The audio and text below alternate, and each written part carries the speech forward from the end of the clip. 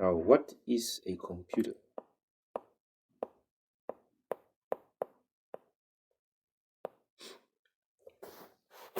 A computer is an electronic device that is capable of storing and executing data. That's the simplest definition that I can come up with. If you have anything that you can add up onto it, then you can. You're not limited to using the definitions that are given to you as computer science is broad. All right? So a computer is an electronic device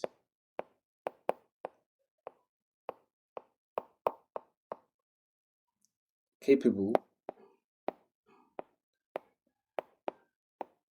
of storing and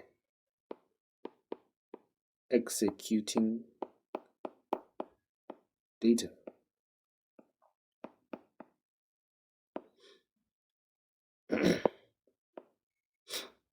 Now we have different types of computers, which are namely the PC, because when people talk about computers, PCs are the ones that get into each and everyone's minds, right? But we do have other computers, like calculators, smartphones, cars, all those things, smart cars, to be specific. A computer has four functions that it needs to be called a computer. Now, what are those four functions? Well, one, it needs to have an input device, the keyboard, for example. Two, it needs to have a processing device.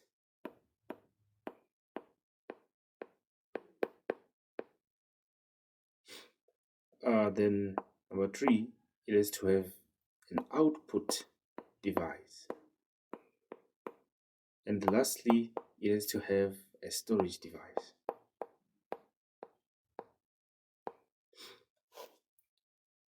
Uh, a calculator has all of these. Why? It has a keyboard or keys.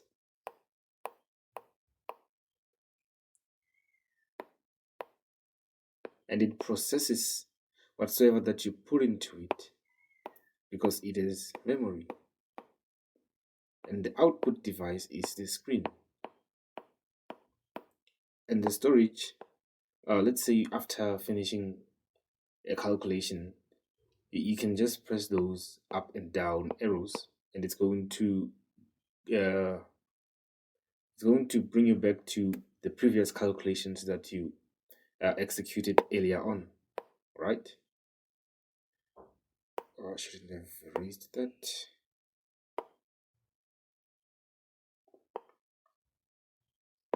All right. Now, I like to put these things in this order, like input, and then it stores, then it processes, and then it gives you an output. First, you write a number. After you write the number,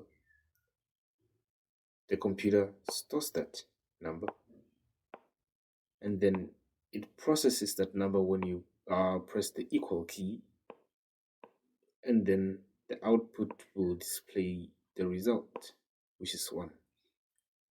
But it can work in another way. It can say, I'm inputting 1. Now the screen will show me 1, so this can be the output. I then process the data equal to, and then the data is stored. But I like to use the ISPO so that I can remember it more easily. Because if I say IOPS, it it doesn't actually make sense. So we have to acronymize using syllables. I don't know the way in which it will sound like a word. ISPO, right? Now, a computer has a hardware,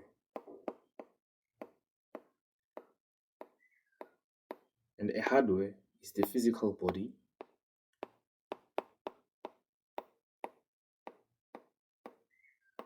of the computer system.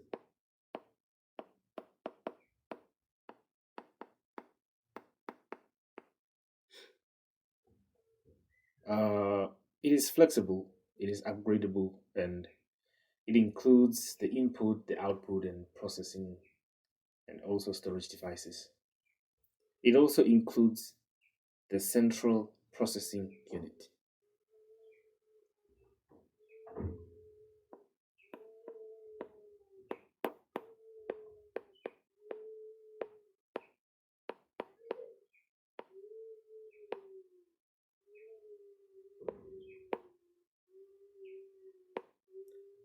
Central processing unit.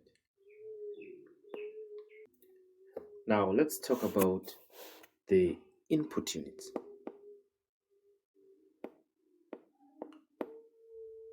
or input devices.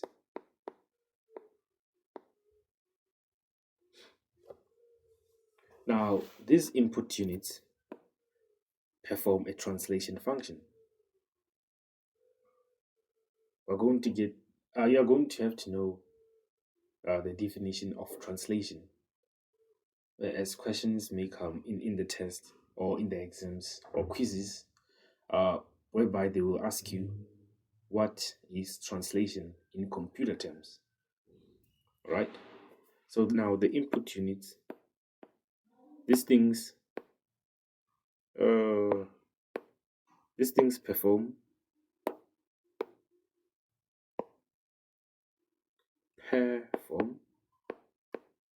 a translation function.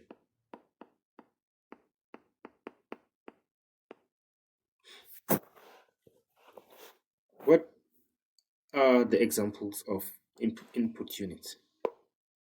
Well, you can name them a keyboard. Examples: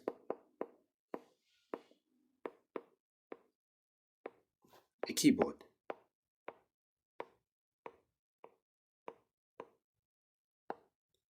a mouse, or trackpad, or trackballs. We have, I'm using a stylus. It's an input.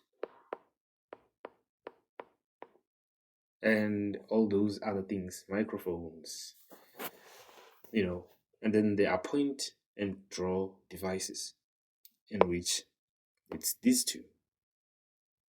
Well, all these three actually: a mouse, a trackpad, and a stylus. They are point and draw devices because I point where I want to draw.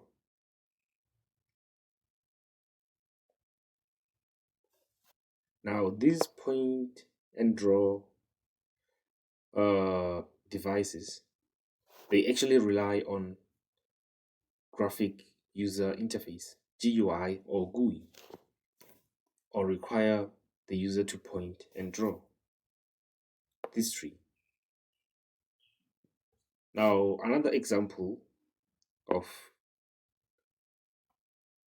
input unit is going to be a scanner. Now, how does a scanner become an input device?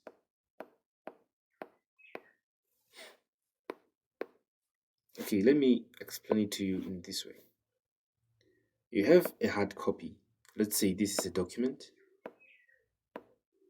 You have a hard copy of a document.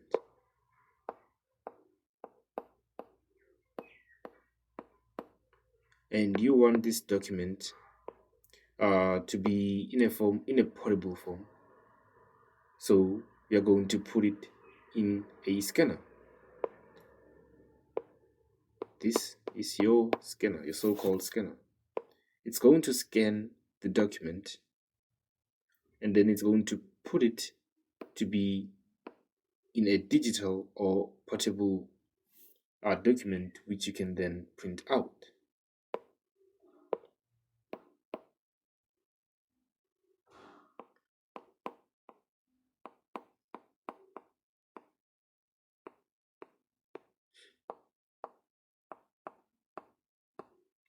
This is going to be the digital document in a computer,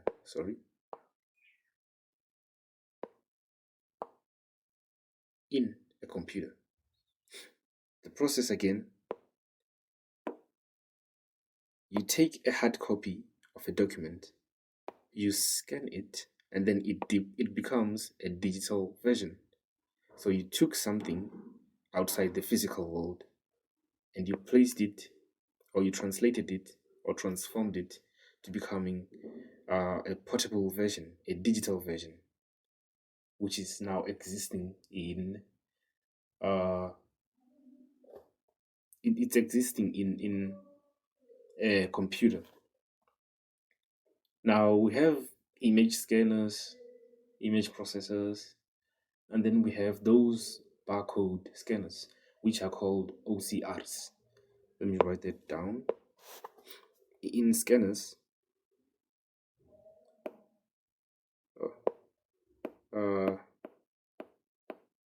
scanners also include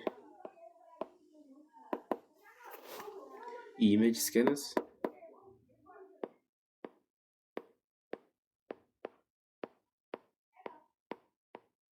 and barcode scanners.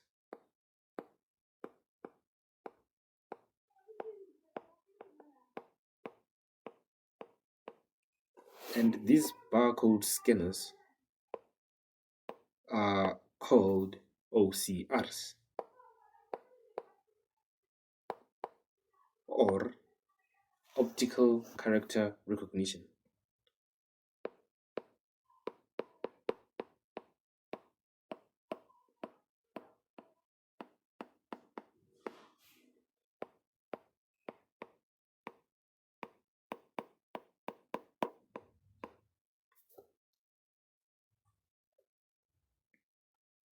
After the input devices, we go to the output devices.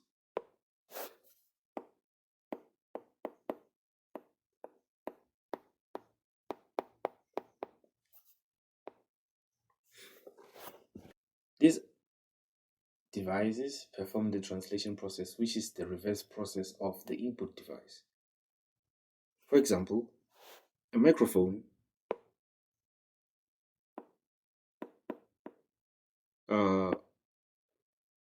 takes sound into the system. Now, a speaker is going to output the sound that was in.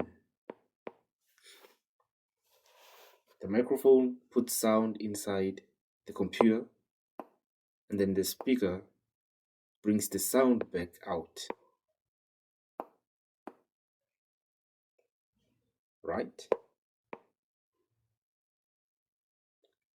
So now let's talk about the output units. Or let's define the output unit actually. Output units perform the translation processes, which is the reverse process, which are the reverse processes of the input. So they perform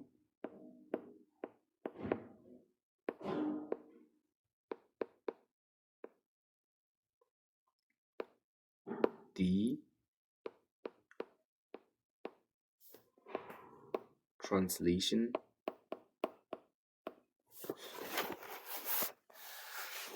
process.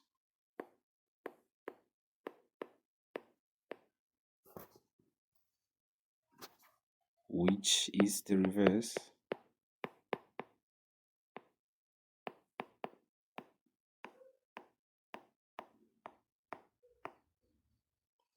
of the input function.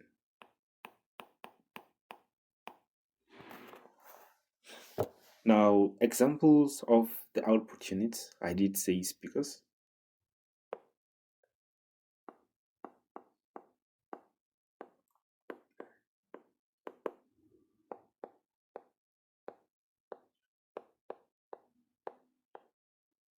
screens or monitors,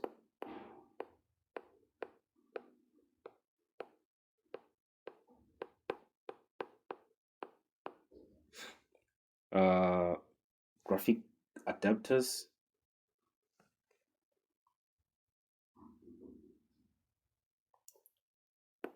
printers,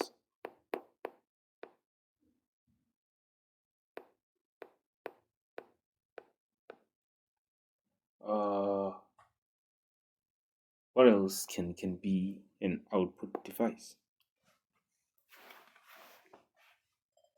Well, there are a lot in which I can't name all of them. Now, computers have a software.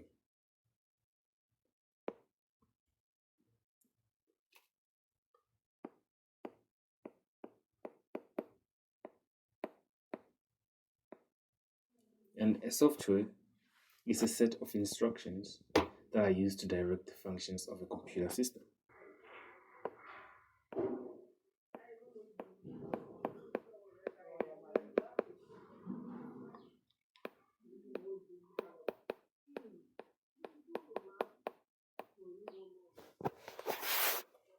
Used to direct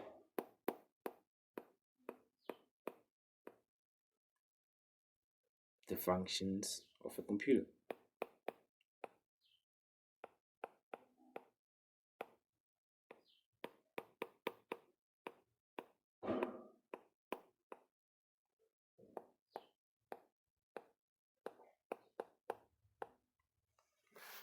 Now, what are these softwares? Applications. If I click on my Proton drive, it signals to the computer that, hey, I want to open Proton drive. So it's going to open Proton drive as you click it. Then again, let's say I want to open the browser, for example. It opens the browser.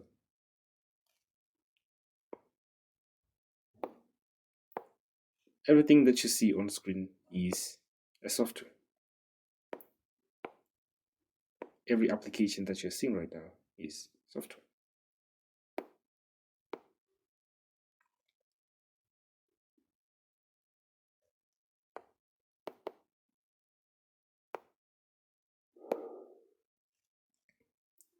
Now, there are types of software in which there's a system software and an operating software. Those are the two main softwares that we are going to be using. Now, a system software takes control of the PC on startup, and it plays a central role in everything. That's the system software. The system software.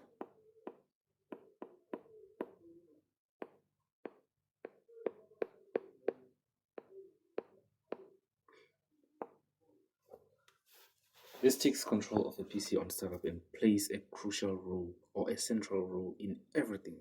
Everything that you do on your computer is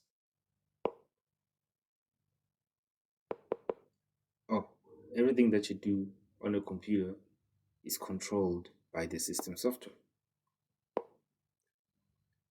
Takes control of the PC on startup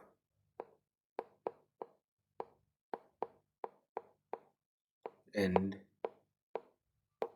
plays a central role in everything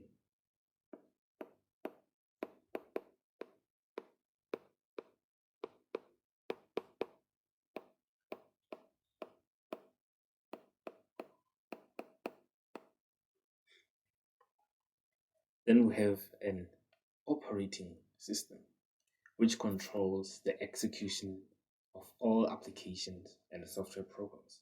Continued. We have an OS, operating system, in which I said it controls the execution of all applications and software and system software programs.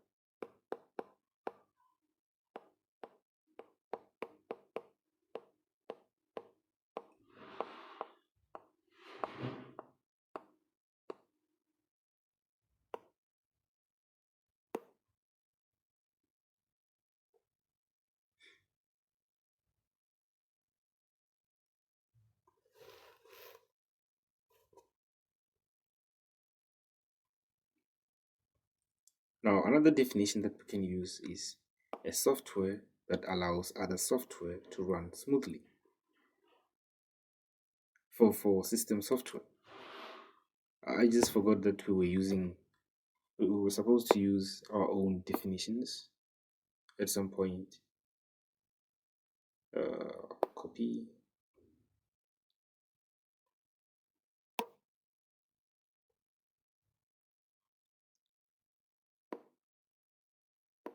Paste. Let's use this one. A system software is software that allows other software to run smoothly. Let's use this one. But also you can use the long one, as it is more broad and straight to the point. Now, an operating system controls the execution of all applications and system software programs.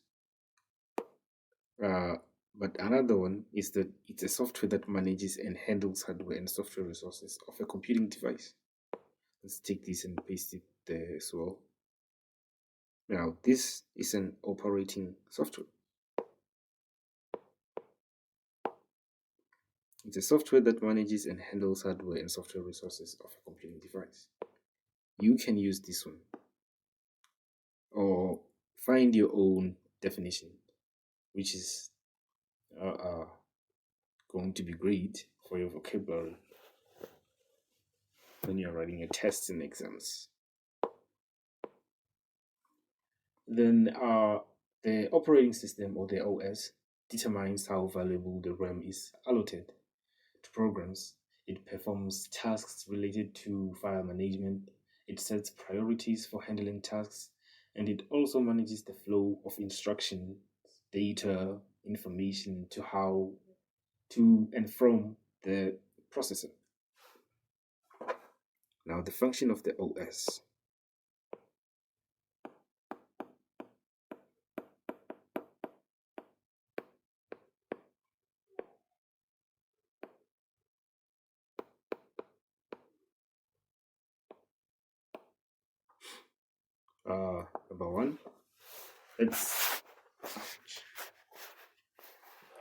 Number one, let's take the short one. It sets priorities for handling tasks.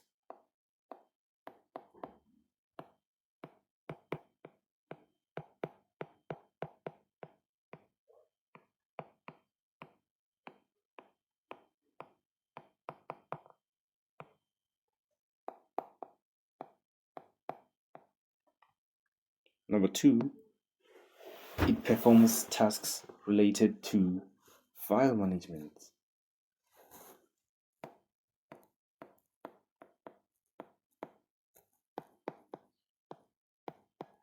I'm sorry about my handwritten writing. It's just too sensitive. The stylus is just too sensitive.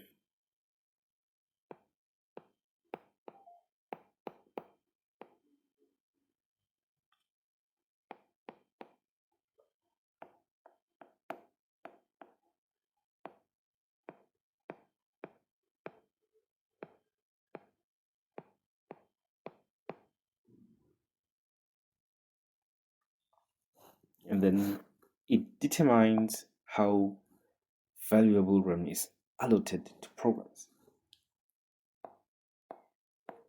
Determines how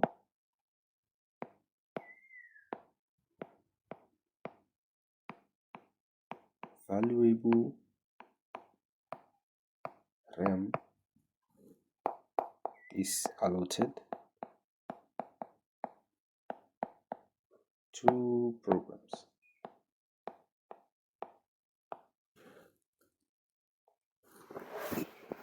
And the last one is that it manages the flow of instructions, data, and information to and through the processor. So it manages it manages the flow of instructions, data, and information to and fro the processor. I'm not going to write that one.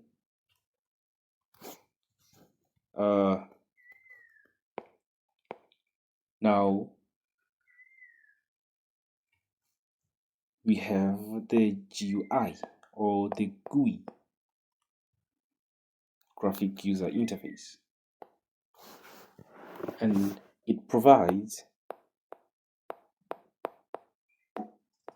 a user-friendly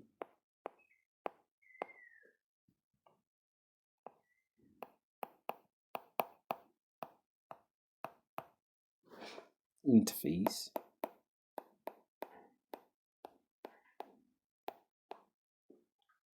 to the OS, to the operating system.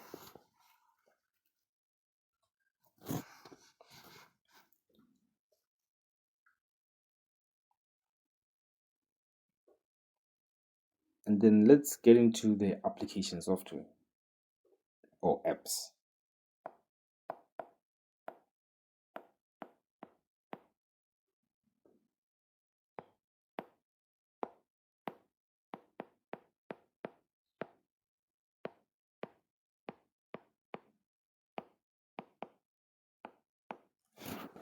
Now, these softwares are designed and created to perform specific tasks, either personal, business, or scientific processing tasks.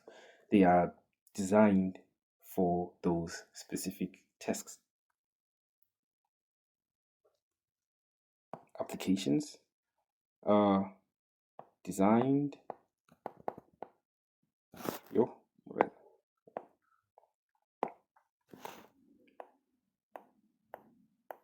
designed to perform designed and created my mistake designed and created to perform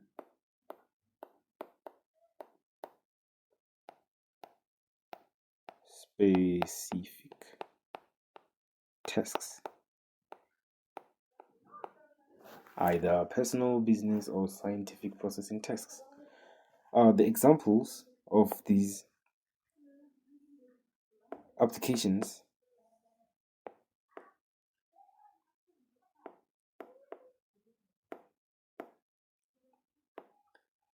are not limited to, but they include what I showed you, my Proton Drive, actually. The app that I use for this, which is Notion.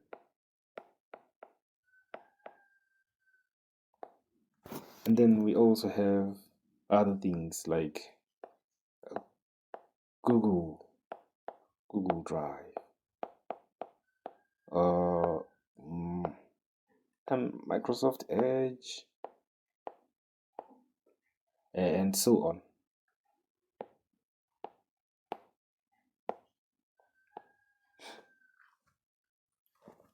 Now, when we talk about computers, there are different types of computers.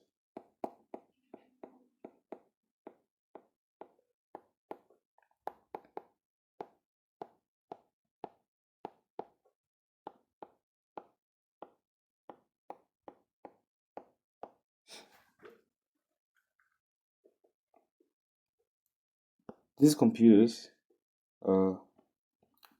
namely, there's a supercomputer which is used for jobs that require mass calculations. Let's say maybe you want to predict the weather of a week's time. You can do that on your phone. You can do that on your modern or regular laptop. You can do that on a low-end PC or whatsoever, right? These these supercomputers, are there to do that.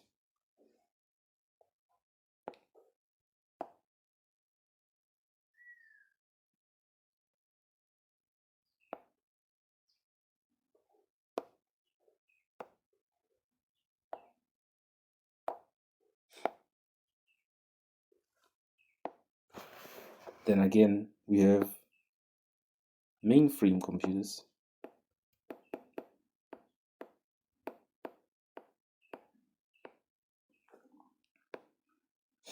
which are computers that are capable of processing an enormous amount of data, a huge amount of data at very high speeds. I don't have a practical example of this,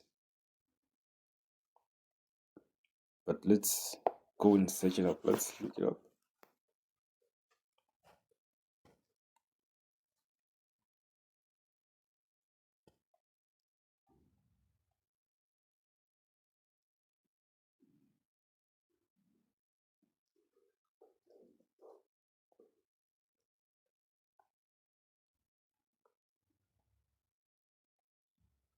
Now, these are mainframe computers.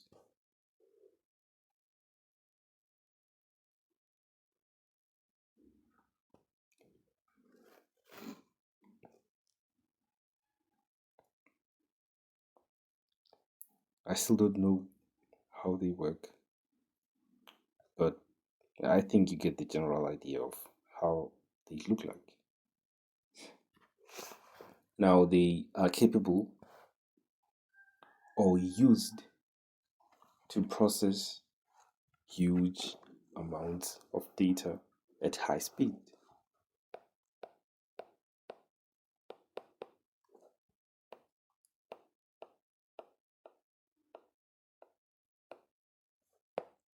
Can't even spell. Used to process huge amounts of data at very high speeds.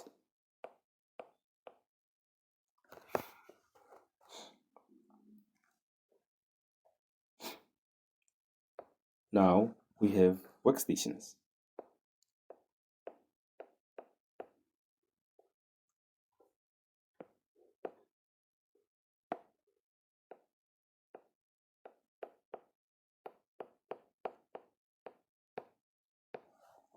Now these are like PCs, but they work faster than PCs. All right. I don't think they have a normal definition, but they look like PCs, but they are faster than PCs.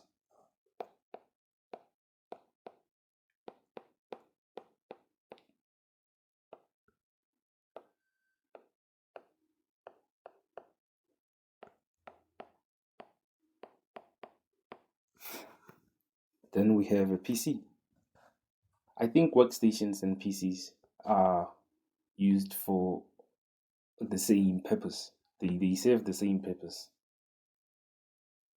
In my own assumption, PCs and workstations are designed for the same purpose, just that workstations maybe, for example, are used to do what the PC cannot do, in which it includes video editing. I can't edit high, uh, how can I, heavy raw footage on my PC. It crashed. So I have to stick to editing videos that are low end, that don't take too much space, because the PC is going to be slow and it's going to crash at some time. So I think that's where the PC and workstations differ.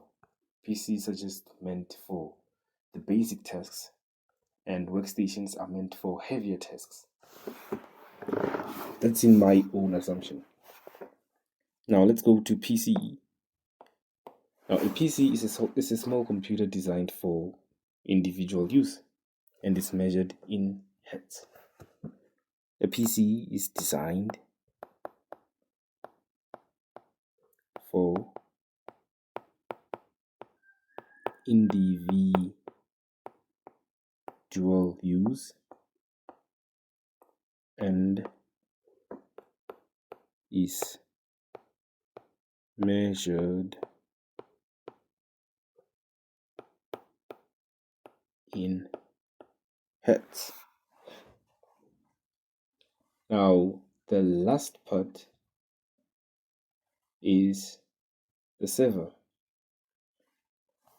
The last type of computer is a server.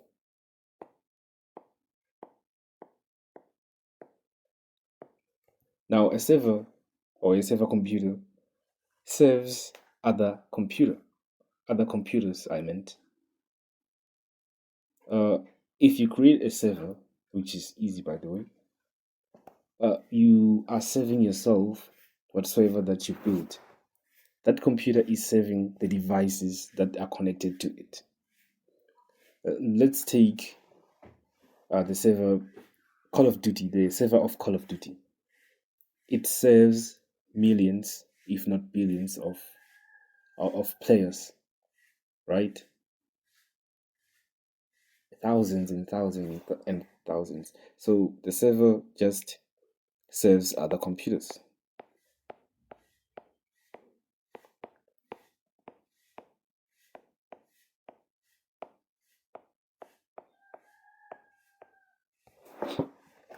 Now it runs a network of computers and handles the sharing of resources, like printers and communications between computers on the network. All right. Now, wait. Now, a server computer can be any computer that has more computer power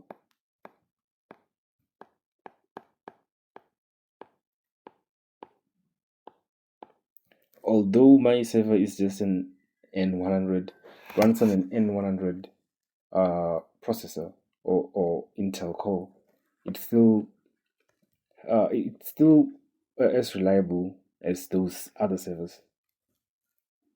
But yes, it has to have more computer power, because if I want to serve, maybe let's say I want to create my own Minecraft server, it's going to overheat and maybe crash. My server is going to crash because I am overloading it with something that is not meant for the Intel N100 that I'm using, right?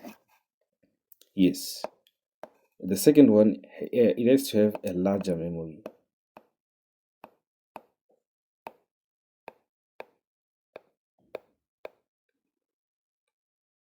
My server has a 256 gigabytes of storage.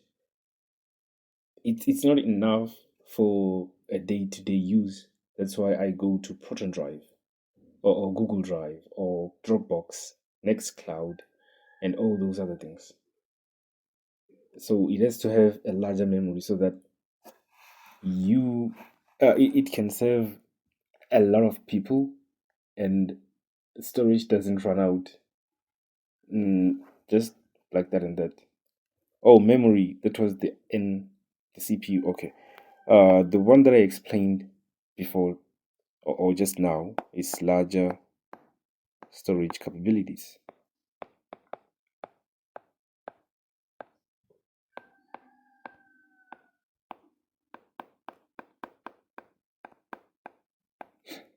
I mixed up the memory and storage somewhere.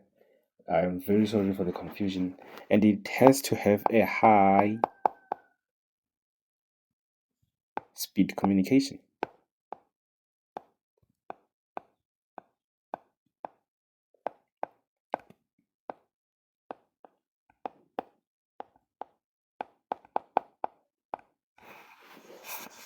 And that's it.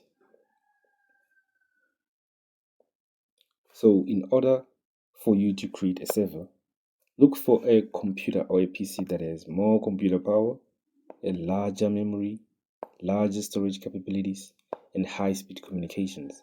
In large memory or larger memory, uh, any low end PC can serve you. But if you require to do things that are heavy, you need to look for Ryzen's, AMD's, and maybe i5 and above. As normal programs that I run, my movie servers, for example, if I am streaming directly from my computer on my N100, you'd find that my CPU usage is 98%. That means that the server is going to be slow and it's not going to render anything. It's just going to keep breathing and breathing and breathing and breathing and breathing, and it's not going to show me anything. So you need to make sure that your memory is large to handle, or is larger to handle uh, whatsoever that you're going to be running on it. All right. This concludes our lesson for today. I will put the link to this note or these notes under the description of this video. Thank you.